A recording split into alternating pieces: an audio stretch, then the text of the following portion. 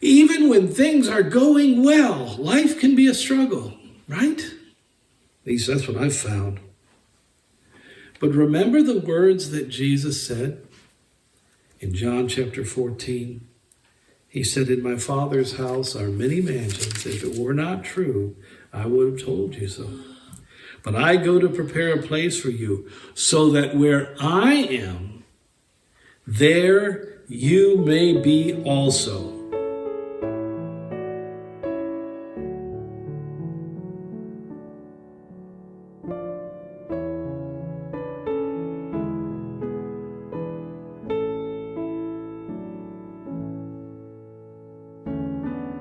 John chapter 21, in our continuing study of the Gospel of John, verses 9 through 14 today, we're going to talk about one of my favorite subjects, and that is heaven. I like to talk about heaven, and I like to think about heaven. Like the old song, Beulah Land, I long to see you. And it's a land where I've never been before, but I'm looking forward to going. You know, I've never gone to Switzerland before, but Carolyn plays this little video at our house. It has music in the background, and then there's beautiful pictures of the mountains of Switzerland. It just looks so beautiful. There is no chapter 22 of John. I'm sorry, 21. I put 22 up there? It's 21. Okay. Chapter 21. But these pictures of Switzerland are just so beautiful. They're just beautiful. And you know what it makes me want to do? I want to go. I want to go there because it just looks so pretty. And I would love to see it. Well, that's just another place on earth, you know. But heaven is a place like that to me.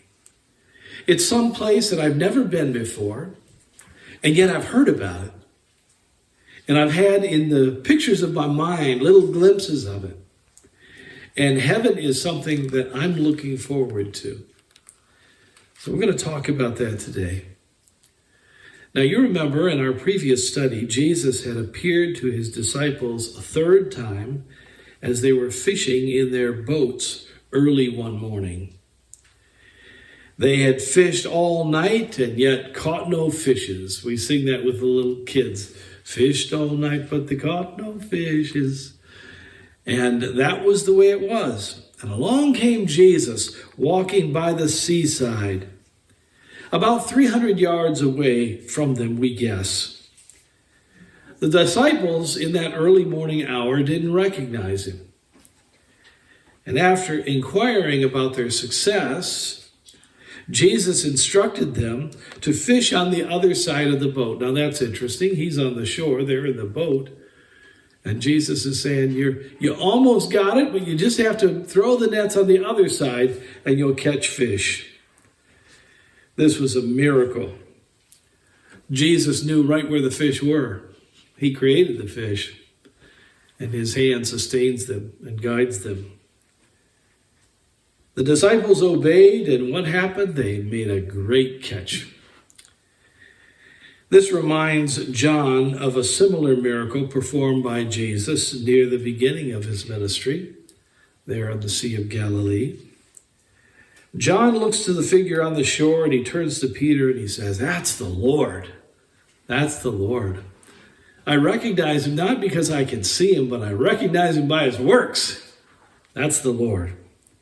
So Peter throws himself into the sea to swim to Jesus, while the other disciples devotedly finish their jobs and bring the ship to shore. There was both zeal and devotion in what we see with the disciples. And they are both admired by the Lord when they're both rooted in love for him. So now verse 9, we will read together. And as soon as they were come to land, they saw a fire of coals there, and fish laid thereon, and bread. And Jesus saith unto them, "Bring of the fish which ye have now caught." Simon Peter went up and he drew the net to the land full of great fishes, 153. And for all there were so many, yet was not the net broken. Jesus saith unto them, Come and dine. And none of the disciples durst ask him, Who art thou? Knowing that it was the Lord. Jesus then cometh and taketh bread and giveth them, and fish likewise. This is now the third time that Jesus showed himself to his disciples after that he was risen from the dead. Well, let's pray. Father, we thank you for your word. Oh, Holy Spirit, be our teacher this morning.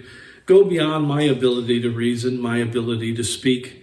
And Lord, by your Spirit, touch us in our hearts, we pray. Feed us this morning, I pray in Jesus' name. Amen. Well, coming ashore, there are several ways that Christ could bring his people to shore. One way would be to have that person fling themselves into the water and just swim to shore alone. Another way would be to come in a boat full. Some people are brought to heaven's shores through violent deaths. Did you know that? I know you do. We come to heaven's shore in different ways. There are those who, like the martyrs themselves, as the song says, they sailed through bloody seas to come to the shore of heaven. A zeal for Christ they would have, like Peter had, and they shed their blood, the martyrs, to come to Christ. Now, others are brought to Christ by a natural death. I guess we could say by dragging their nets behind them. When you get old, you kind of feel like you're dragging along. Hard work, isn't it? It's not easy being old. It's hard. Dragging the nets behind you may be less traumatic than the death of a martyr, and it may be less terrible as far as the horror of it. And yet, it's not easy. Notice, though, that both end up on the shore, the same shore. And on that shore, who do they find? They find Jesus. Now, I told you my message today was about heaven. Can I tell you where heaven is? I'll tell you right now. Ready? It's where Jesus is. It's where he is. If he's on the shore, that's where I want to be. If he's on the throne, that's where I want to be. I want to be where Jesus is. And so, both the zealous Peter and the net-dragging disciples, they end up on the same shore, a safe and quiet shore, where they sit down to eat with Jesus and with those who have gone before. Now, I don't have to tell you this. Those of you that know me, you know I love to eat. I love to eat. And I love to have fellowship with other people. I love to get together with the church and have food and have a chance to sit down and talk. We sang even the song today during our song service, Come and Dine, the Master calleth, come and dine. That song was all about this story. Eating with Jesus. I don't know about you, but I look forward to sitting down and eating with Jesus. He mentioned it before he left. He said he looks forward to having dinner with us. Do you like being invited to somebody's house for dinner? I do. Keep that in mind, everybody. I like inviting people to our house too for dinner. There's just something special about it. The struggles and labors of this life, the dragging of the nets and the swimming through the seas, that's only for a short time. It's only for a moment. But dear Christian friend today, let me tell you something. We are heading for a shore. We're heading someplace. And Jesus is on that shore. And when we get there, We're going to sit down with him and we're going to eat. And you want to know something? When we're done eating, nobody's going to hand us a check and expect us to pay for it. Because it's already paid for. It's already provided for. Now, you know what? Where did Jesus get the food that he prepared on that shore? I've often wondered that. You think he went to the grocery store and got something? I don't think so. Do you think he went fishing before the disciples? Well, I don't know. But he had bread and fish on the fire. You know the only thing I can think of? That's heavenly bread, heavenly fish. That's all I can think of. Dear Christian friends, we need to be strong and realize we're heading for a great place. From the boat to the shore is not that far. We need to finish our work. We need to throw ourselves into the work of the Lord, and we need to drag the nets if we must until we reach heaven. And when we get there, we'll have plenty of time to rest on that shore. But for now, keep working. The story is told about Stonewall Jackson, Thomas Jackson, the Confederate general in the Civil War, who was a well-known Christian. He was shot by his own men by mistake. He came through the lines at dark and they didn't know it was him. They shot him. He lingered on for about 3 days in delirium.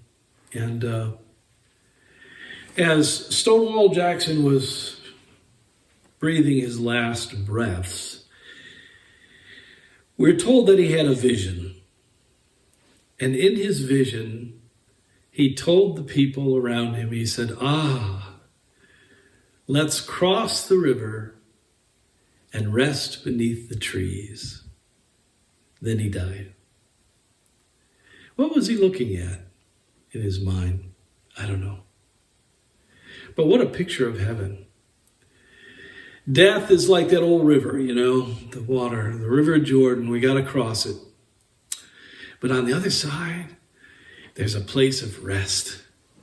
So let's leave the battleground, cross the river, and rest beneath the trees. Now, with old Stonewall, there's one thing missing in his vision. He didn't see Jesus waiting on the other side for him. But I got news for you. Through the eye of faith, you can look and you'll see Jesus is waiting there for us. He's waiting. I believe that in this story of Jesus' third appearance to his disciples, that we have a picture of heaven that we can't help but take notice of. Jesus made provision for his disciples before they landed. It was his dinner. They came ashore wet and cold and hungry. They had just previously been quite discouraged, but they were encouraged now.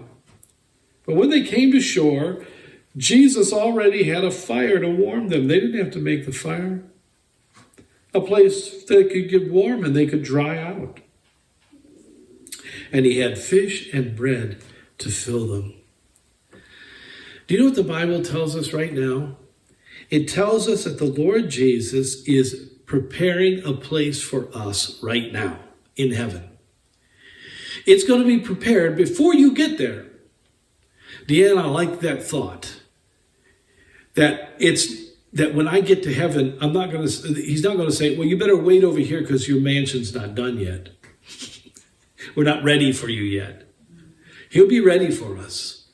And that's being prepared even now. He's making full provision for us. A place to live. A place to dwell. It's with him. And you know what else? I like to think he's preparing a meal for me. The Bible says it's called the marriage supper of the Lamb. This is no normal meal. Now, earlier this week, my wife and I went to a fundraising dinner for the Pregnancy Care Center in Petoskey. And my, what a meal they had. This was no normal meal. This was really, really good. Several different types of meats and great vegetables. Oh, it was great. It was a great meal. It was a cut above the normal meal. Can you imagine the meal that we're going to experience with the Lord Jesus? I can't imagine it. It's going to be marvelous. You know, in this life, like the disciples in that boat, after spending the night trying to catch fish, in this life, sometimes we're cold and we feel wet and we feel hungry. As we struggle through this life, it can be difficult at times, can't it? Life is a struggle. It just is. This morning, Carolyn and I were talking about some of the struggles that I have. And she was just trying to encourage me, you know, you got a lot to be thankful for, that kind of thing. Even when things are going well, life can be a struggle, right? At least that's what I've found. But remember the words that Jesus said in John chapter 14. He said, in my Father's house are many mansions. If it were not true, I would have told you so. But I go to prepare a place for you, so that where I am, there you may be also. Oh, it's a comfort to me to know that Jesus wants me to be with him. Now, think about it. Have you ever received a phone call from somebody who says, I'm coming over to your house right now? You get off the phone and you go, oh, how am I going to deal with them? It's all difficult to deal with. Well, I'll be good for a while. Oh, that's a lot different than when you get a phone call and someone says, I'm coming over, and you're longing for them. And you say, oh, good, they're coming. It's going to be great. When we would go to my grandmother's house when I was a little kid, my grandma would always be on the front porch waiting for us. I'm sure she was looking out the window waiting for our car to drive up. And then my grandmother would say, if you want a picture of my grandmother, it's over there in the case, but my grandmother we'd come walking up the porch, and my grandmother would go, wow, look who's here. I don't know how she did that, but to this day, that sound, wow. It's a comfort for me to know that Jesus is waiting for me on the shore. He's waiting for each of his disciples because he loves us, and he can't wait till we get to be with him. You know what? The Bible tells us that the day of a man's death is more important than the day of his birth. You know why? Because if you're a believer, you go home to grandma's house, not grandma's house, you go home to Jesus' house. But you know what I mean. Jesus is waiting on the shore, expectantly waiting for us on heaven's shore. Now, dear Christian friend, think about that. I've heard it said before, the reason people don't come back from after when they die and go to heaven, the reason they don't come back is they don't want to come back. Once they're in heaven, they don't want to come back. Jesus is there. He's waiting for us. He's waiting to warm us, to feed us forever and ever and ever.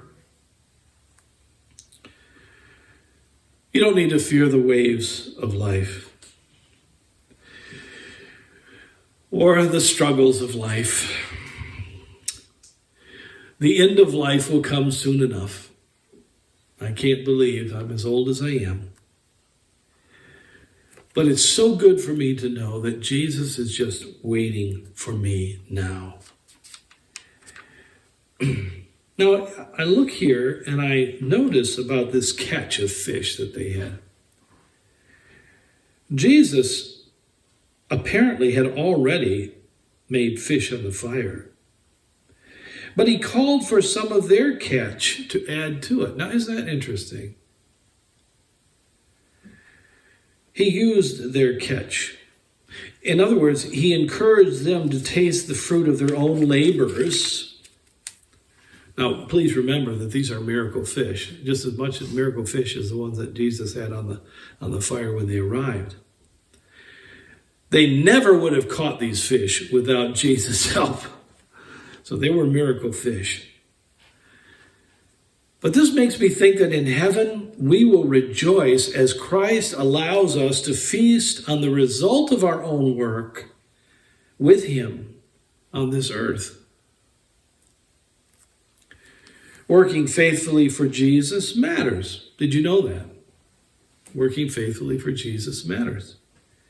For with our labors of love and devotion, who knows, but that we as fishers of men may add something to heaven. Obedient fishermen these fellows were. Peter, who in his zeal left the other disciples to fish and to finish the work with those fish, now he steps forward in obedience to pull their nets ashore. I like that. And there's a specific number here, 153. Now, I'm not sure of the significance of that number, if there is a significance.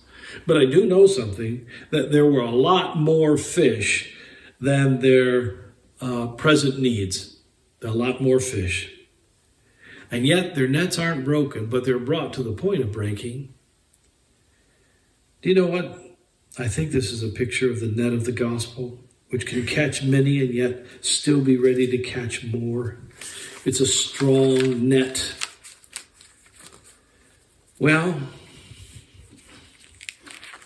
Jesus gave the invitation to these folks, the invitation that was in our song that we sang. He said, come and dine. Yeah, I'm glad he didn't say, come and serve. Or, come and wash the dishes. Or, go and dine. No, he said, come and dine, because he wants us to be with him. He is our friend, and we are his friends if we obey him. Now notice something here, that in his resurrection body, Jesus both eats and drinks with his disciples. You will both eat and drink with your heavenly body, for heaven is not some state of being. Heaven is a place, and in that place we will have a body. It will be far superior to this old house of clay that we have now, but we'll have a body. And in that body, that real body, we will be capable of eating and drinking and running and jumping and enjoying the presence of God. Now, this is Christ's third appearance to these disciples, but as yet, he has not made his first appearance to me. I don't know about you, but I have not personally seen Jesus yet. But one day I will. One day I will. You know, it's almost like, with me, it's almost like I'm this one of the disciples out in the boat, you know? And there, the darkness of the morning, and 300 feet away, Jesus is on the shore. Maybe it's a little misty. I can kind of see his form a little bit, but I can't make him out real well, you know? That's kind of the life I live now. I can see his form on the shore, but one day I will stand before him face to face, and that will be heaven. I'll close with this song. You might know it. Oft times the day seems long, our trials hard to bear. We're tempted to complain, to murmur and despair. But Christ will soon appear to catch his bride away. All tears forever over in God's eternal day. It will be worth it all when we see Jesus. Life's trials will seem so small when we see Christ One glimpse of his dear face, all sorrows will erase. So bravely run the race till we see Christ. Sometimes the sky looks dark and not a ray of light. We're tossed and driven on, no human help in sight. But there is one in heaven who knows our deepest care. Let Jesus solve your problem. Just go to him in prayer. It will be worth it all when we see Jesus. Life's trials will seem so small when we see Christ. One glimpse of his dear face, all sorrows will erase. So bravely run the race till we see Christ. Life's day will soon be o'er, all storms forever past. We'll cross the great divide, to glory safe at last. We'll share the joys of heaven, a harp, a home, a crown. The tempter will be banished, we'll lay our burden down. It will be worth it all when we see Jesus. Life's trials will seem so small when we see Christ. One glimpse of his dear face, all sorrows will erase. So bravely run the race till we see Christ. Maranatha, Lord Jesus, come quickly. We long to see you and to be with you in heaven. Amen.